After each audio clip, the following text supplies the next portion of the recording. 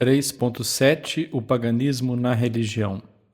Quando o inimigo quer tomar uma praça forte, começa por ocupar uma posição favorável e por destruir as obras que protegem o coração da fortaleza. Tal é a tática do paganismo, desejoso de fazer represálias ao cristianismo. Estabelecido no terreno favorável da educação, nós o vimos investir contra a literatura, as artes, a filosofia e as ciências. Depois, sob pretexto de regeneração, animá-las do seu espírito e marchar com elas mesmas sobre o cristianismo, alvo dos seus ataques. Mostrar os progressos do inimigo que tende à ruína inteira do cristianismo, tal é o grave assunto que nos vai ocupar. Ora, o paganismo clássico arruína o cristianismo porque lhe dá o esquecimento, o desprezo e a alteração. O esquecimento. Tomemos as coisas como elas estão. Saído de uma família onde, geralmente falando, hoje recebe só uma instrução cristã muito superficial, o menino chega a um estabelecimento de instrução pública e aí fica 7 ou 8 anos. Quando não é o primeiro, ao menos o segundo livro latino ou grego que lhe põe nas mãos é um livro pagão. O terceiro é um livro pagão. O quarto é um livro pagão. Sempre livros pagãos até o fim dos estudos. A sua ocupação de todos os dias, de todas as horas, é lê-los, traduzi-los, aprendê-los de cor e aprender ao mesmo tempo tudo o que há sobre os deuses e heróis de Roma e Grécia. Para o identificar com seus modelos, divide-se às vezes a aula em duas classes, grega e troiana. Ele vive no meio do paganismo, seu horizonte raramente se estende além dos limites da Grécia e da Itália. O Capitólio, o Areópago e o Fórum são os únicos lugares onde habitam o seu pensar, a sua imaginação e a sua memória. Mas nos colégios e seminários, nas casas seculares ou eclesiásticas, não há capelães e mestres que ensinem a religião? Eu bem sei que a religião figura como qualquer outra ciência nos programas de estudo. Bem sei que todos os colégios têm o seu capelão encarregado de dizer a missa e ler o catecismo. Bem sei que este capelão diz missa 2 vezes por semana e outras tantas ou mais vezes lê o catecismo com explicações mais ou menos filosóficas. Bastará isso para se ensinar a religião? Para ela se salvar da indiferença? Não. Antes de dizer por quê, eu direi que não é só por culpa dos homens, mas pelo vicioso do sistema. Saturado de deísmo, para não mais dizer, o atual sistema de ensino não vê na religião senão uma ciência à parte circunscrita numa esfera determinada e não o que ela deve ser, mas nunca será com os clássicos pagãos, uma ciência universal, a ciência das ciências, que achando-se todos os dias, a todas as horas, em todos os livros que o menino estuda, deve sair deles naturalmente como o aroma se exala da flor. Com efeito, a religião deve sair não da boca de um mestre, mas de todos os mestres. Não se deve achar num só livro, mas em todos os livros. Tudo deve mostrar que ela é a única fonte do bom, do belo, da verdade, da alma. O olho, a regra, o perfume de todas as ciências que ela vivifica, enobrece e conduz ao fim de todas as coisas, a glória de Deus e a salvação do homem. É isto o que deve ser, mas o que não é.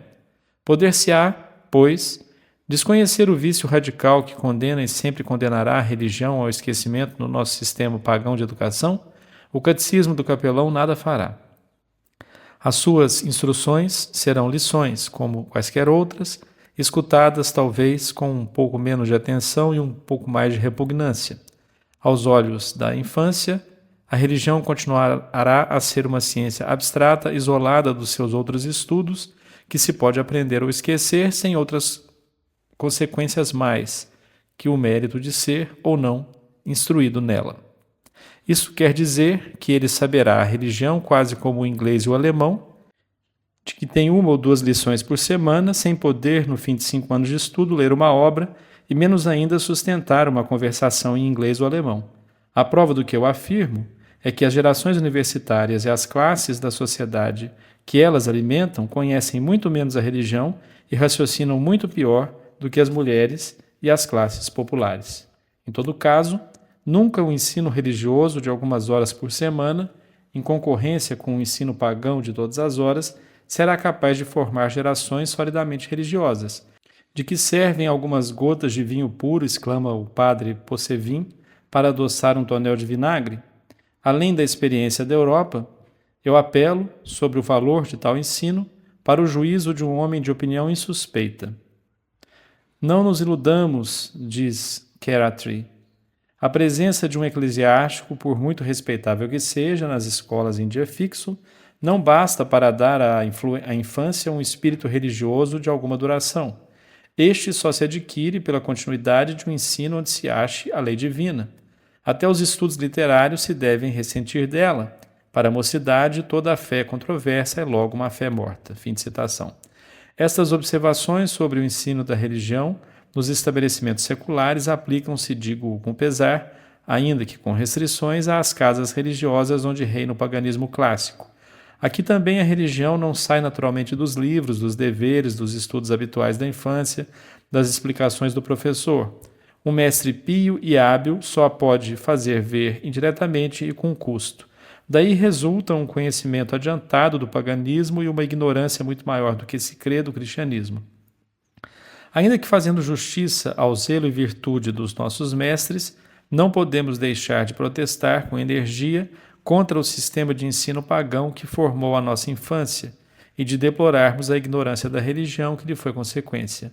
Ao sairmos do colégio, sabíamos de cor a história dos deuses e heróis gregos e romanos, mas se nos perguntassem a vida dos santos padres e dos mártires, a humilhadora imobilidade dos nossos lábios mostraria o contrassenso monstruoso dos nossos estudos clássicos. Tal é a nossa história e talvez a de muitos outros. Dirão que esta ignorância da religião se dissipará mais tarde? Será assim? Será. Mas quantos jovens há que, depois de saírem do colégio, nas diferentes condições da vida, tenham consagrado seriamente 24 horas ao estudo da religião? Quantos, pelo contrário, se poderão contar que, longe de desenvolverem os seus conhecimentos religiosos, perderam há muito as noções mais elementares do catecismo? O paganismo clássico condena, pois, fatalmente a imensa maioria dos homens instruídos a uma ignorância eterna em matéria de religião. O desprezo. Condenar a religião ao esquecimento, deixando-a ignorar a mocidade, tal é o primeiro efeito do paganismo na educação. Ele produz outro mais grave.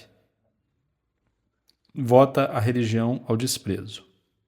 Não esqueçamos o que dissemos, que a religião é a ciência universal, o alfa e o ômega de todas as coisas. A ela se aplicam literalmente as palavras de São Tomás, falando da teologia, aspas, a ciência da religião impera em todas as outras ciências como principal. Ela as faz trabalhar todas à sua ordem, todas a servem, fecha aspas.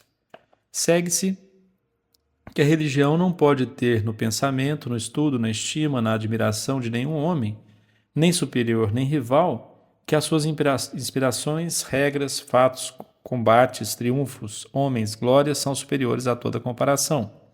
Só um papel de príncipe lhe convém. Qualquer outro a degrada. Ela é a rainha ou não é nada. Aut nihil, aut César. Ora, colocar o paganismo, o cristianismo literário, artístico, histórico, científico, filosófico na mesma linha é fazer que eles partilhem o império das ideias e pô-los no mesmo grau na estima da mocidade. É degradar o cristianismo, é aniquilá-lo, quanto é possível, para as gerações nascentes, cujas primeiras impressões constituem o seu ser moral até a morte.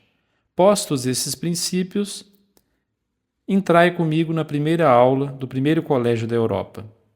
Qualquer que seja o seu traje, o professor do alto da cadeira fala assim aos seus ouvintes. Meus amigos, houve na antiguidade 2 países privilegiados onde o gênio da eloquência, da poesia, da história, da filosofia, da arquitetura, da escultura, de todas as artes e ciências, fixou longo tempo e exclusivamente a sua habitação. Nestes países nasceram os maiores homens que o mundo conheceu. Roma e Atenas foram pátrias dos heróis mais célebres, a Grécia e a Itália o duplo teatro dos fatos mais memoráveis e mais dignos do vosso estudo. Tudo aqui é maravilhoso, homens e coisas. Devo só prevenir-vos de que esses homens admiráveis não foram cristãos, mas isso nada tira ao merecimento das suas obras-primas ou das suas belas ações. E os meninos admirados creem na palavra do mestre e começam logo a desprezar tudo o que nas artes e ciências não for de origem pagã. Tal é, menos muitos louvores hiperbólicos, o modo como o paganismo na educação é aplicado à alma impressionável da infância. E esta aplicação entusiástica repete-se todos os dias durante 7 anos. E estes 7 anos são aqueles em que se forma o homem para a vida. Qual pode ser, em relação à religião, o resultado de um tal sistema? Escutemos a resposta de um sábio bispo. Nós não julgamos e, sobretudo, não condenamos ninguém. Lamentamos os desvarios do espírito humano e cremos que, se tivéssemos vivido um século mais cedo, teríamos partilhado o mesmo que deploramos aqui. Mas nós queremos, senhores, fazer-vos observar o que se tem passado e passa ainda em quase toda a parte. Há 300 anos que se diz a toda a mocidade estudiosa, isto é, àquela que deveria governar a sociedade: imitai os bons modelos gregos e latinos, porque os doutores da igreja são de mau gosto. Eis o que se diz e se faz praticar aos estudantes numa idade em que os hábitos se tornam uma segunda natureza. Daí resultou necessariamente que a mocidade se apaixonou pelo estudo das produções do paganismo e da admiração das palavras chegou a dos pensamentos e ações. Com efeito, não foi então que se começaram a venerar os 7 sábios da Grécia, como os 4 evangelistas, que se extasiaram com os pensamentos de um Sêneca e Marco Aurélio, que se elevaram às virtudes de Esparta e Roma, a ponto de empalidecerem as virtudes cristãs? Julgai, senhores, que estas regras unânimes e contínuas não deviam pouco a pouco fazer baixar o sentimento da fé e sobreexcitar desmesuradamente o orgulho da razão? Seria temerário dizer que, pondo assim por toda a parte, em relevo as obras do homem, com grande prejuízo da revelação, que é a obra de Deus por excelência, se preparava o caminho ao reino desse racionalismo desavergonhado que chegou em público a adorar-se só a si mesmo? Essa é a carta do bispo Langre ao superior e diretores do seu seminário, nota 153. Fim de citação. Se esta resposta vos parece insuficiente, eu apelo para vós mesmos. Suponhamos que nos dias da igreja primitiva, os pagãos, escutando só um pretendido zelo pela literatura, ciências e artes, tomavam os nossos livros cristãos para a base da instrução de seus filhos, que eles pagavam a milhares de mestres hábeis para excitarem todos os dias o seu entusiasmo pelos nossos apóstolos, mártires e santos padres. E dizendo-lhes que eles são os reis da eloquência e do gênio, que nada no paganismo lhes pode ser comparado, o homem do bom senso mais vulgar não diria, com razão, que os pagãos tinham perdido o juízo, que eles demoliam por suas próprias mãos os seus templos e altares, que o cristianismo se iria pôr no lugar do paganismo, cujas mediocridades seriam abandonadas pelo gênio das nossas obras? Se depois os pagãos gemessem e se admirassem do desprezo de seus filhos pelo culto paterno e da sua inclinação pelo cristianismo, que nome daríeis vós às suas queixas e ao seu espanto? Aí está a nossa história. Há 3 séculos que o paganismo está na educação e vós admirai-vos de que ele esteja nas ideias e nos costumes? Lamentais hoje, mais que nunca, vedes a religião abandonada, desprezada. Se as vossas queixas são sinceras, ajudai-nos a mudar de sistema. Quem repele o efeito deve fazer desaparecer a causa. O desprezo da religião, consequência inevitável do paganismo clássico, não espera os anos da idade madura para se produzir. Ele se manifesta mesmo no colégio pela ausência total de piedade, pelo profundo desgosto dos deveres do cristianismo, pela incredulidade e pela corrupção, dobrada lepra que devora intimamente as gerações sustentadas de leite pagão. Ele se manifesta principalmente nas disposições dos mestres e discípulos a respeito do homem em quem se personaliza a religião. A seus olhos, o padre capelão não é homem necessário, cujas lições devem excitar o maior ardor, cuja palavra deve impor respeito e obter amor. É algo que não tem nome na língua da admiração e menos na do coração, porque a ideia que ele representa tem um lugar só muito secundário na estima, e nenhum na afeição do mundo que o cerca. Para uns, o capelão é um mercenário que instrui a tanto por dia. Para outros, é um professor de religião, um oficial de moral, que dá lições a certas horas e que tenta produzir nas almas não a fé de santas verdades, mas uma convicção seca e estéril, como a que produz um professor de álgebra demonstrando problemas. A alteração. O paganismo clássico não tem, por efeito, só condenar a religião ao esquecimento e ao desprezo. A sua influência ainda mais desastrosa altera-a profundamente. Que é o cristianismo? É a religião do espírito, a religião da eternidade.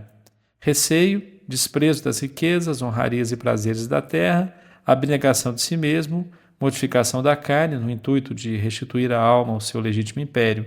Eis aí o que prega o cristianismo desde o berço até o túmulo. Bem-aventurados os humildes, bem-aventurados os pobres, bem-aventurados os que sofrem. Desgraçados os ricos, os poderosos, os felizes deste mundo. Tais são as suas máximas. O que mais é o cristianismo?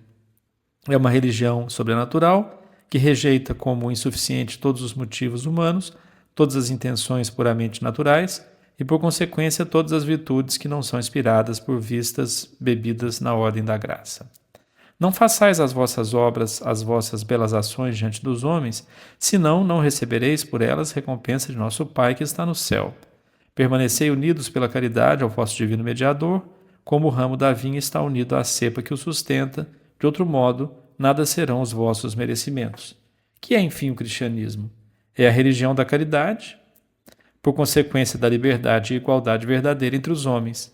É o respeito religioso do homem para com o homem, e principalmente para com o ser fraco, a criança, a mulher, o pobre, o doente, o prisioneiro, o servo. Amai ao próximo como a vós mesmos.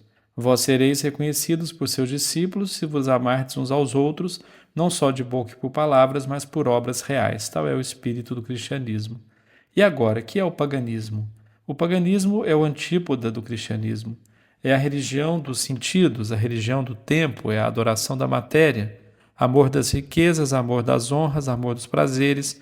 Bem-aventurados os ricos, os poderosos, os que nadam no seio dos gozos. Eis aí o que ele canta, o que ele ama, o que ele preconiza pelo exemplo dos seus homens e dos seus deuses, pela voz de seus historiadores, dos seus poetas, dos seus artistas, de todos os modelos de nossa infância. Que é ainda o paganismo? É o naturalismo quanto à virtude.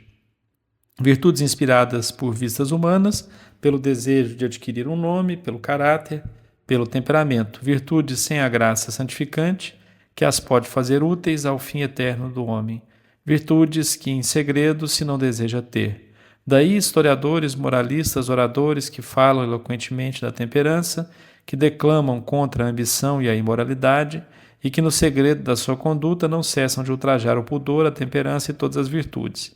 Que é, enfim, o paganismo? É a religião do ódio universal, a religião da escravidão e do desprezo profundo pela humanidade.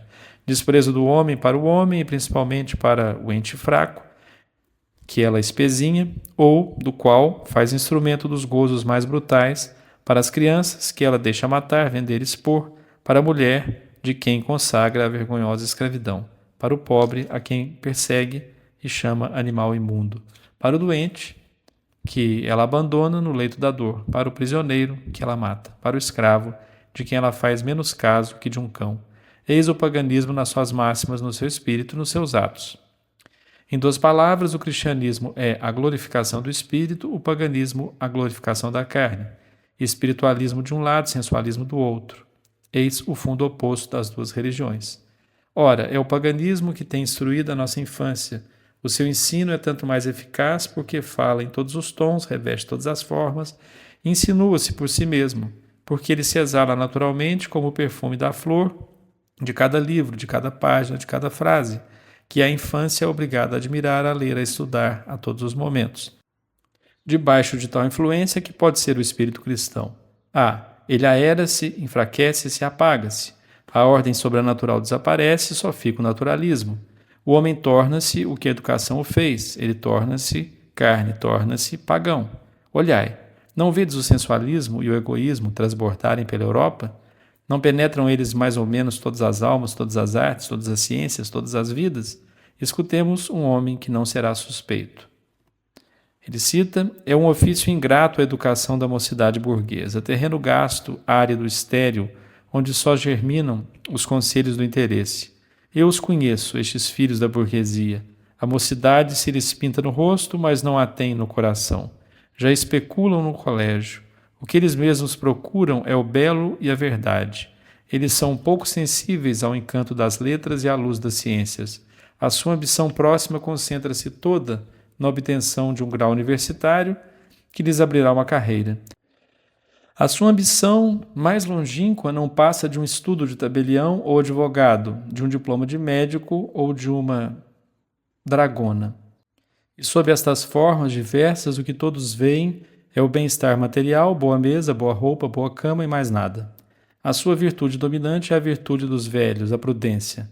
A glória é para eles um fumo vão, que só os visionários seguem. O mérito é um luxo que não vale os esforços que custa, louco que lhe sacrifica um prazer. Se por acaso se ocupam dos negócios políticos, são conservadores com a monarquia e reacionários com a república. Pertencem ao grande partido da ordem, julgam que a religião é necessária para o povo, ainda que já não creiam em nada. Defendem a família em geral, salvo afligirem a sua pela preguiça, e arruinarem-na depois pela prodigalidade. Eles defendem e principalmente amam a propriedade, mas sem trabalho.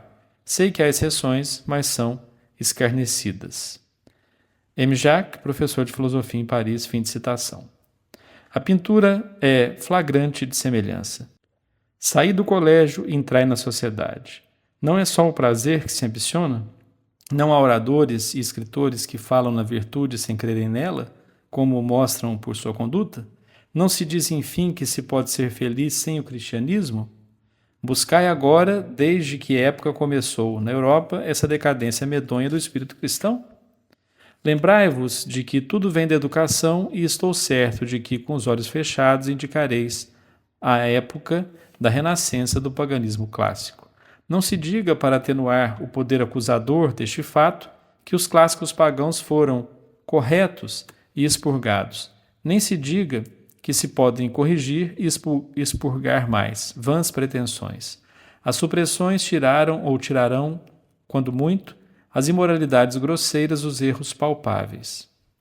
Mas nada mudarão ao espírito pagão que transpira inevitavelmente nas obras pagãs. Nota 156, após a passagem Os erros palpáveis, eu leio: parece que ainda usar que metam medo aos homens da nossa época.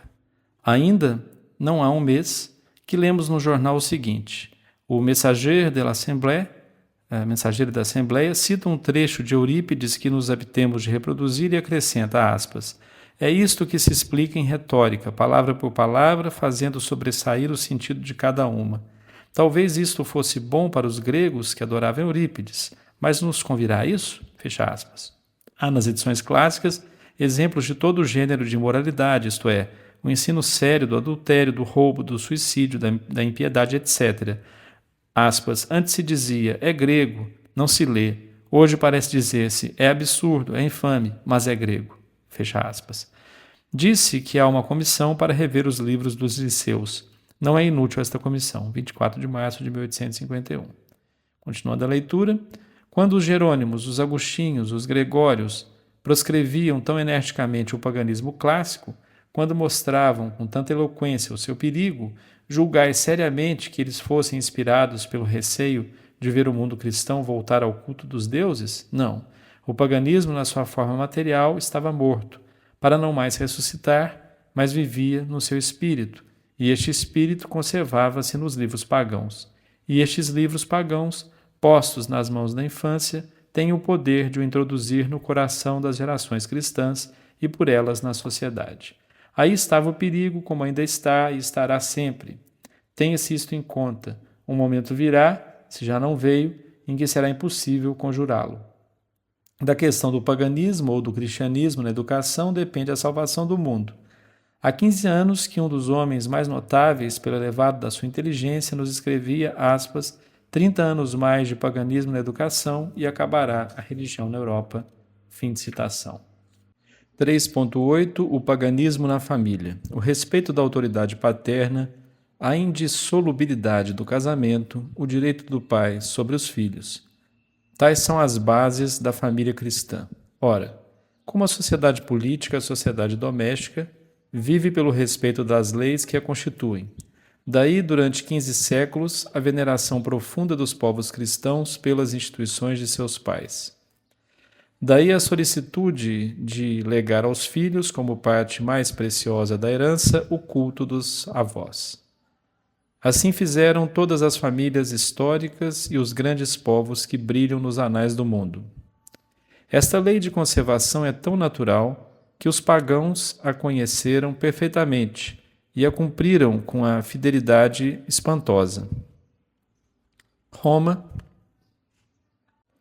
que todos gostam de citar, apelava sempre para os usos e costumes primitivos. As máximas de seus pais formavam outras tantas máximas sagradas e a veneração que ela tinha pelos seus fundadores chegou à apoteose. Este respeito profundo e universal conservou o laço de família e este, por seu turno, manteve Roma sempre a mesma. Foi o princípio da sua força, o segredo da sua duração e a base do seu poder soberano. Que é, porém, agora o paganismo clássico? É a maior escola de desprezo pela autoridade paterna. Ao expor o modo como o paganismo é aplicado à infância, eu usei de propósito, de grande reserva.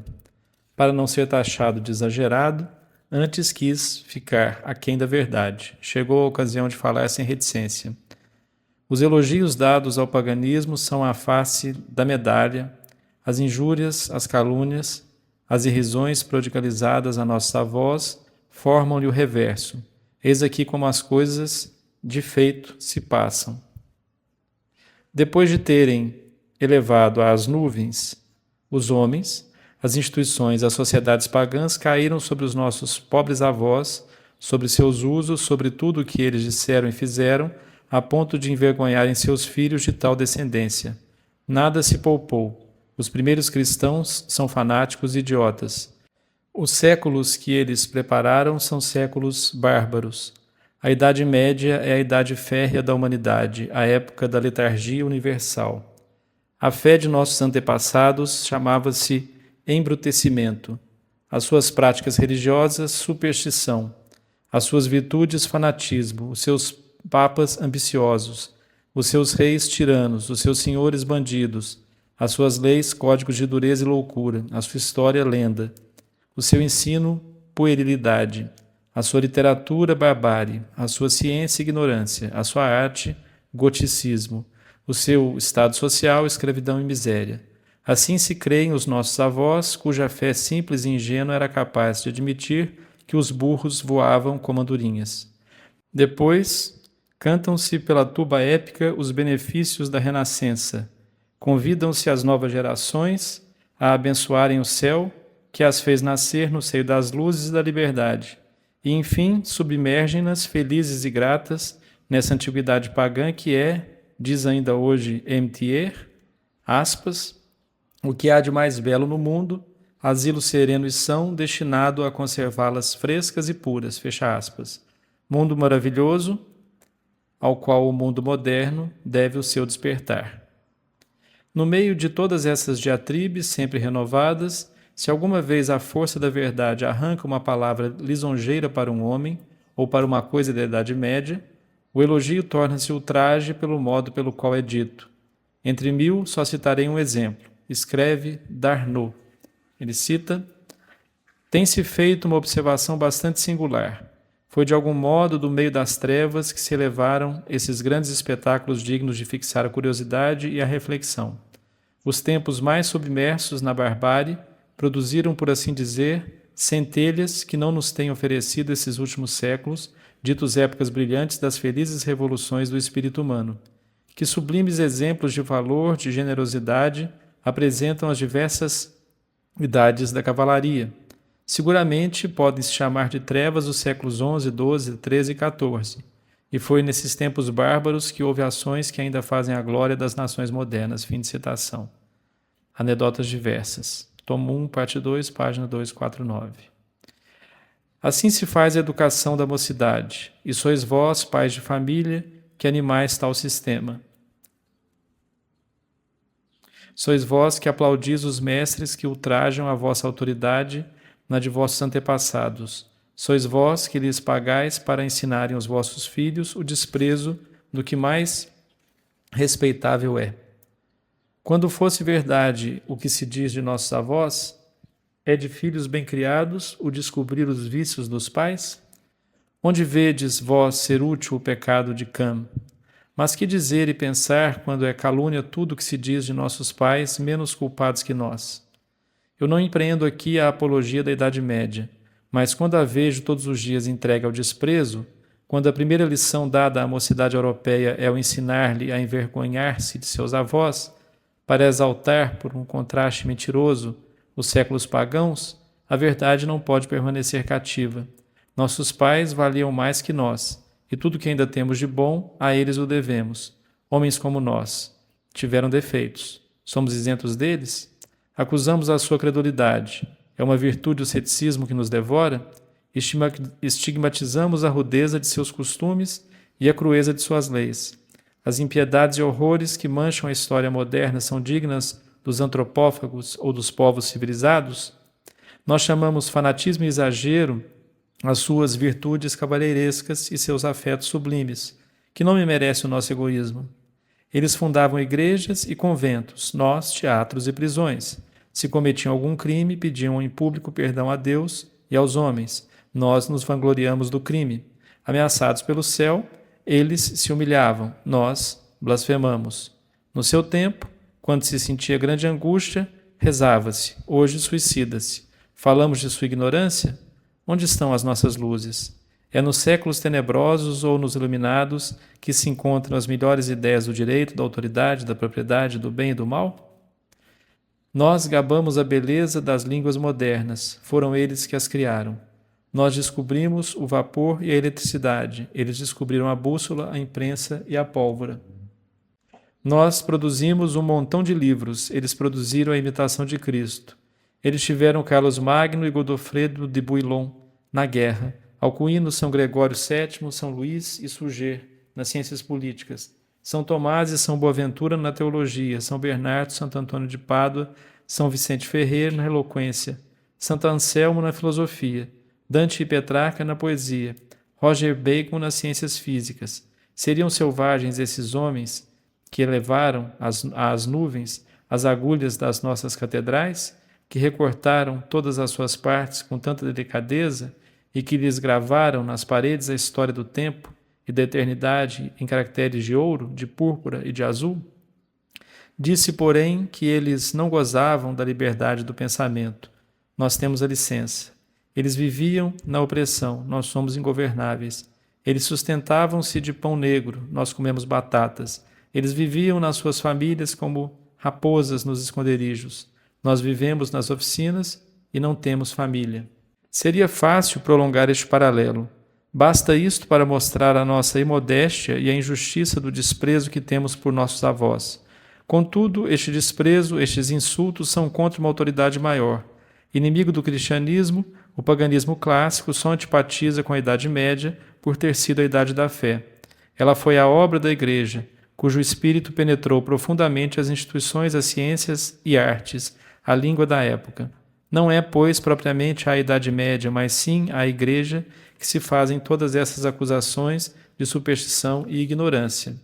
Tal é a razão da guerra estúpida e encarniçada que estes 3 últimos séculos fazem à Idade Média. Isto é o que deveriam ter compreendido tantos homens, aliás bem-intencionados, que se fizeram admiradores fanáticos do paganismo literário. Não se iludiram neste ponto os inovadores do século XVI.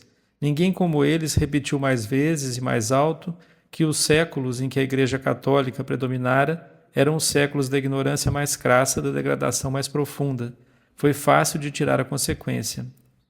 Se a noite tinha reinado sobre o mundo, é que o sol tinha sido eclipsado, é que a Igreja tinha perdido uma parte da verdade primitiva.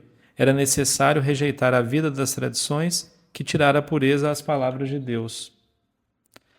Viu-se então Lutero, Calvino e Teodoro de Beze, atrás dos apóstolos do paganismo clássico, atrás dos inovadores e heresiarcas, veio então Bale, com Arjan, Bolingbroke, Diderot, Rousseau e Voltaire. Dogmas, mistérios, preceitos, autoridade, práticas, todo o edifício do cristianismo foi acometido. Só ficou então em pé uma única coisa, o paganismo. Com efeito, nós veremos em breve os franceses de 1793 empreenderem a regeneração do mundo com as ideias de Esparta, Atenas e Roma. Exaltar os pagãos e desprezar nossos pais na fé, tal é há 3 séculos o fundo da educação pública na Europa. Não será isto, dizei-me, a violação mais sacrílega da lei conservadora da família? Honrarás teu pai e tua mãe? Mas ainda não é tudo. O cristianismo dera por base à família a indissolubilidade do laço conjugal e os direitos sagrados do pai sobre seus filhos. Durante 15 séculos, a Europa viveu neste princípio sagrado, ao qual as nações cristãs devem a sua moralidade e a sua força. Mas por que é que do século XVI em diante a poligamia e o divórcio reapareceram autorizados pelos chefes da Reforma? Por que é que eles têm tido, até nossos dias, tantos apologistas entre os homens ilustrados destes 3 séculos na Alemanha, Inglaterra e França? Por que é que depois de alguns protestos o divórcio tem passado hoje ao estado de lei na metade da Europa? Por que é que são calcados aos pés os direitos dos pais sobre os filhos? De onde vieram às sociedades modernas essas ideias tão diferentes de todas as ideias cristãs? Como explicar a deplorável facilidade com que essas ideias passaram para as leis e costumes públicos? Este triste mistério explica-se bem. Proposto à admiração das gerações nascentes, o paganismo antigo familiarizou-se à Europa com as ideias e instituições dos seus modelos e mestres. Ora, todos os mestres da mocidade, apresentados como os filósofos mais divinos, os legisladores mais sábios, são campeões da poligamia e do divórcio. Eles justificam-nos por boas razões, os poetas cantam os seus benefícios e as paixões aplaudem. O legislador da República de Esparta, cuja austera virtude tanto nos fizeram admirar, Licurgo, faz o casamento obrigatório para todos, obriga o esposo a roubar aquela que quer desposar, e por uma consequência do seu princípio supremo, que a família só é estabelecida para dar cidadãos robustos ao Estado, ele autoriza a promiscuidade. Sempre consequente consigo mesmo, ele inflige penas severas aos celibatários e dá como uma desonra pública a mais santa coisa, a virgindade. Mais ainda, pondo em princípio o comunismo mais absoluto, Licurgo declara que os meninos pertencem ao Estado antes de pertencerem aos pais. O poder paternal é confiscado em prol do Estado porque não é para a família que tem lugar os casamentos. Por consequência, o menino, esse bem sagrado da família, é arrancado sem dó dos braços maternos pelo proprietário da família, o Estado. Instruído nas escolas do Estado, educado ao capricho do Estado ou condenado à morte, se logo ao entrar na vida não oferece na sua Constituição uma promessa de utilidade física única requerida pelo Estado. Ele cita: nascido o menino, diz Plutarco, o pai não era senhor dele para o poder fazer sustentar à sua vontade, mas levava-o a um lugar destinado para isso, chamado Lesquê. Aí os mais antigos da sua linhagem revistavam o menino. Se o achavam belo, bem formado de todos os membros e robusto, mandavam que o sustentassem. Mas se ele lhes parecesse feio, defeituoso, mandavam-no lançar a uma cisterna. Aos 7 anos, os meninos, que não sucumbiam à prova da lei, eram definitivamente tirados à sua família. O mesmo Estado encarregava-se de os educar. Ora, acrescenta Plutarco, o oráculo tinha declarado Licurgo o querido dos deuses, e mais um deus que um homem. Ele fez ver que um homem perfeito não é um ente imaginário, como alguns pensaram, pois que ele mostrou ao mundo uma nação de filósofos.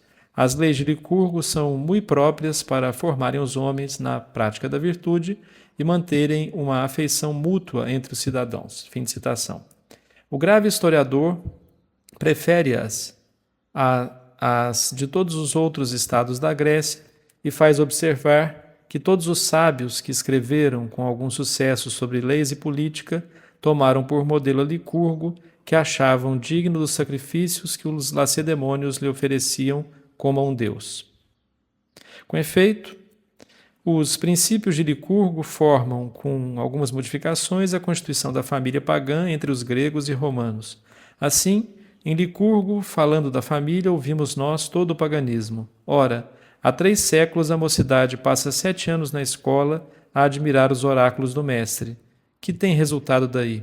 2 coisas inevitáveis. A primeira é que os filósofos, os legisladores, os homens de letras modernos, fiéis às suas impressões de colégio, gabaram nas suas obras os princípios constitutivos da família espartana. A segunda é que nada se poupou para aplicar à família cristã os princípios da família pagã. Admirador apaixonado de Licurgo, que não receia aprovar num ponto da mais repugnante moralidade, Montesquieu o louva com uma só palavra, dizendo que este homem imortal fez amar e praticar a virtude por meios que lhe pareciam contrários. Bolingbroke, Potter, Helvétius, Collins, Tyndall, Rousseau, todos os enciclopedistas exaltam as ideias de Licurgo, pedindo a sua aplicação para a felicidade do gênero humano. Nada mais instrutivo que os ouvir. Licurgo não reconhece o caráter religioso do casamento. Eles negam o sacramento que o enobrece e santifica. Licurgo não admite a indissolubilidade do laço conjugal. Eles proclamam o divórcio como lei. Licurgo autoriza a mancebia. Eles sustentaram que não era repreensível, sendo durável. Licurgo justifica a promiscuidade. Eles afirmam que a poligamia é um negócio de cálculo.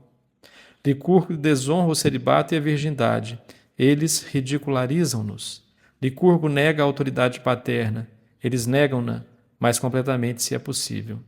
E enquanto os filósofos e legistas, discípulos do paganismo, trabalhavam em o trazer à família, os poetas e romancistas da mesma escola cantavam em todas as línguas os benefícios da nova legislação, que são, pois, quanto ao fundo, essas inúmeras peças de teatro, poesias ligeiras, canções de mesa e outros opúsculos que inundaram a Europa desde a pretendida Renascença, senão uma pregação constante do sensualismo, do adultério, do divórcio e do desprezo do casamento e da autoridade paterna. Que é tudo isto, senão um ataque manifesto contra o pudor, a continência, a virgindade e a piedade filial? Ao ver isto, quem deixará de dizer, aspas, o ensino pagão plantou a árvore do sensualismo no coração das novas gerações, as novas gerações transmitiram o que receberam, e essas belas doutrinas são as flores dessa árvore tão bem cultivada, fecha aspas. Mas piores foram os frutos que formam a segunda consequência inevitável da educação moderna. Discípulos da antiguidade, os regeneradores da Europa do fim do século passado, XVIII, enxergam como um dever aplicar as ideias pagãs à família. Chegados ao poder, tiram do casamento todo o caráter religioso, decretam o divórcio, diminuem nos códigos a autoridade paterna e, pelo órgão de Rabot Saint-Étienne, renovam, palavra por palavra, o princípio de Licurgo, que o filho pertence ao Estado antes de pertencer ao pai. Nota 161 sobre Rabot Saint-Étienne, a Assembleia Constituinte da Revolução Francesa. Jean-Paul Rabot Saint-Étienne, 1743-1793, foi um pastor calvinista influente, importante na articulação do Edito de Tolerância de 1787. Não satisfeito, teria dito em 1789, aspas, mas, senhores, não é a tolerância que eu reclamo, é a liberdade, fecha aspas. Em 1790, foi eleito presidente da Assembleia Constituinte, promulgada em 1791 uma Constituição que tinha como preâmbulo a Declaração dos Direitos do Homem, em 1789. Em 1793, é eleito para a Comissão dos 12, encarregada de caçar os conspiradores. Depois do golpe jacobino, termina guilhotinado com outros girondinos acusados de, aspas, inimigos da democracia, fecha aspas, durante o terror. Publicou, entre outras obras, Lettres à Monsieur Bailly sur l'histoire primitive de la Grèce, cartas ao Sr. Bailly sobre a história primitiva da Grécia, em 1787, e Projeto de Educação Nacional, Projet d'Education Nationale. Voltando ao texto, por consequência, como Licurgo mandava examinar o recém-nascido, que só era julgado digno de vida natural no caso de oferecer vantagens ao Estado, os modernos legistas estabeleceram que o menino só seria digno da vida pública no caso de trazer a efígie do Estado. Tal é a invasão do paganismo nos nossos costumes, que esta medida selvagem não achou uma oposição potente.